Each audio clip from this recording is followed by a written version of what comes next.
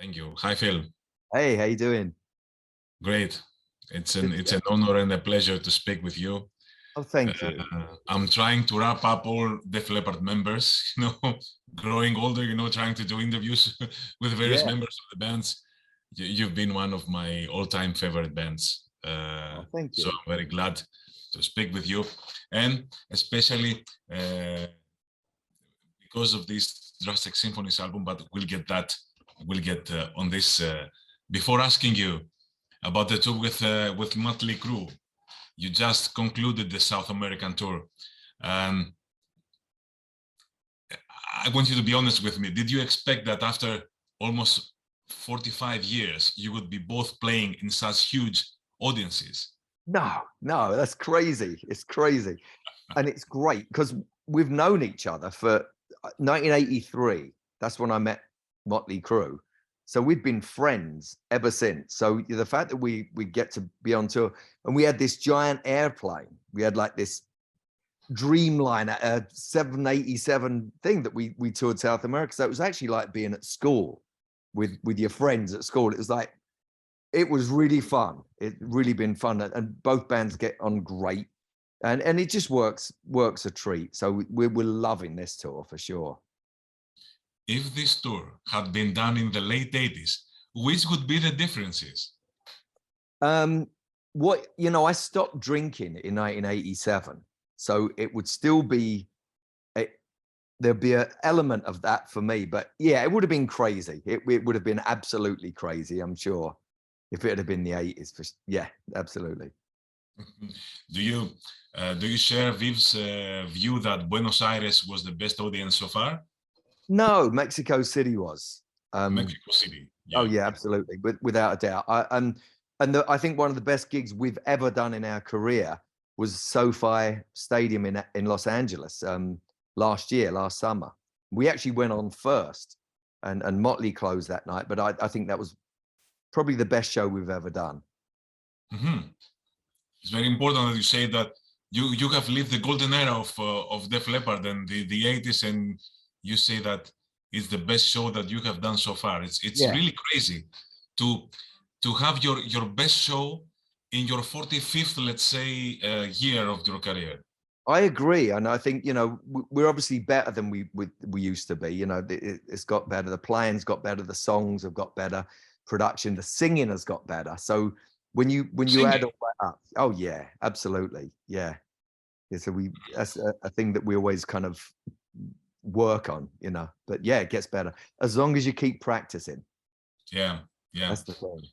And who suggested to work with the Royal Philharmonic Orchestra, book the Abbey Road Studios, and record the symphonic album?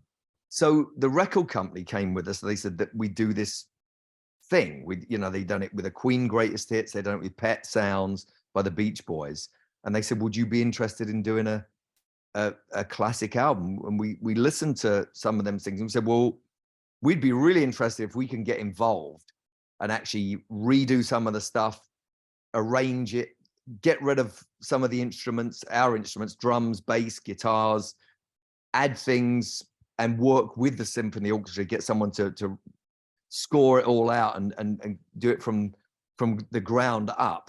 And so they said, yeah. And then when we got involved, it really started sounding great straight off the bat. So it was a very different approach that we did than most other bands do. Mm-hmm. And it's you kept some original vocals, if I'm not wrong. You added some new vocals. You reduced some instruments, and in fact, you rewrote the songs, I could say. It was a rearrangement of the total rearrangement, just like writing new songs, totally new songs.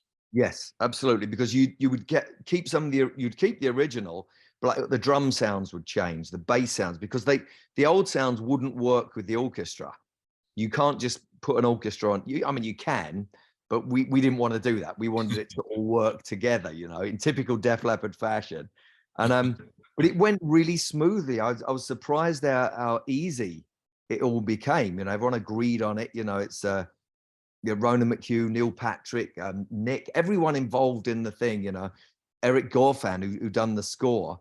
because he's American as well. And I think at first they said, oh, you're going to get a British orchestra playing this thing and you're going to have this, you know what I mean? But when they heard the stuff, they were like, oh, okay, this sounds great. And the conductor, everyone, they went, this is great.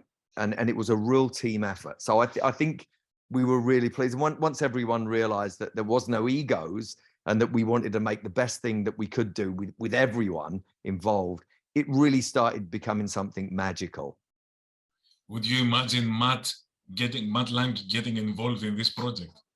I think it would be very different if Matt got involved, but yeah, I would, yeah, I could. It would be great, actually. I think it may have gone a bit deeper, but the way that we did it, it just worked so amazing as well. Yeah, it would have many layers. Yes, yeah, many more because yeah. Being a huge Def Leppard fan myself, I was heavily intrigued to see in the track listing songs like very deep tracks, deep cuts, like Turn to Dust, like Paper Sun, which is one of my all-time favorite songs. Me too. Gods of War, and even Kings of the World, which is a bonus track in the greatest hits of Def Leppard, which is was it a conscious effort to please your hardcore fan base, or which were the criteria of the chosen songs? It had to work. Like we tried Pour Some Sugar on Me at first because everyone wanted that song, and it sounded silly with the strings going dum dum dum dum dum dum. It just sounded comical. So we said we can't do that. Rick Savage suggested that there was this girl, M. Griner, who done a version of Pour Some Sugar on Me on a piano years ago. And he said, and we've known her for years. She's a friend of ours and everything. And he said, well, why don't we ask her? So we did, and it worked great. She'd done a duet with Joe, and it worked on that version. The other songs, it was like, yeah, Rock of Ages didn't work. It sounded silly. Paper Sun sounded great straight away. It was like, oh my God, we have to do this. Too Late for Love sounded great. The ballads, obviously, Love Bites, Hysteria sounded great. Have You Ever Needed Someone So Bad, Love and Hate Collide. They all sounded amazing straight away.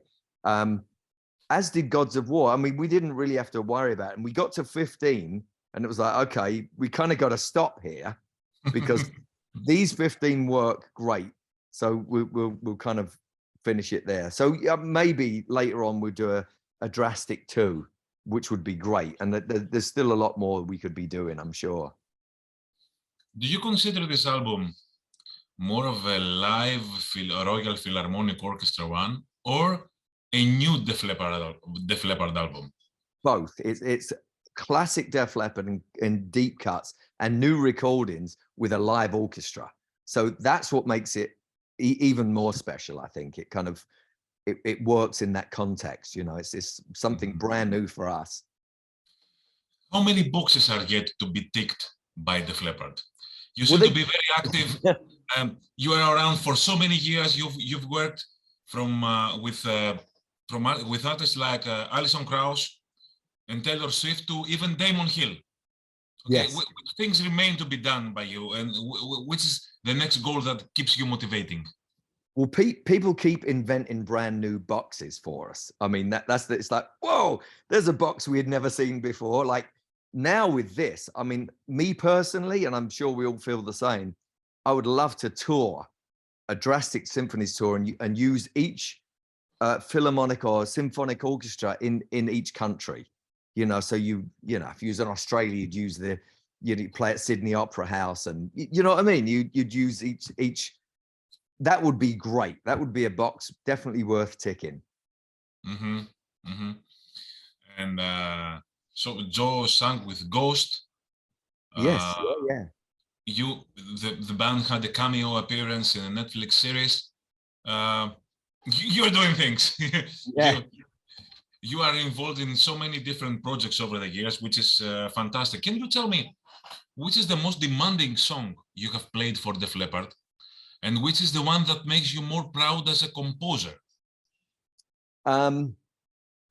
The difficult ones, I mean, I'm really proud of Paper Sun because it goes through a lot of changes, and it's really with this new version, it's really enhanced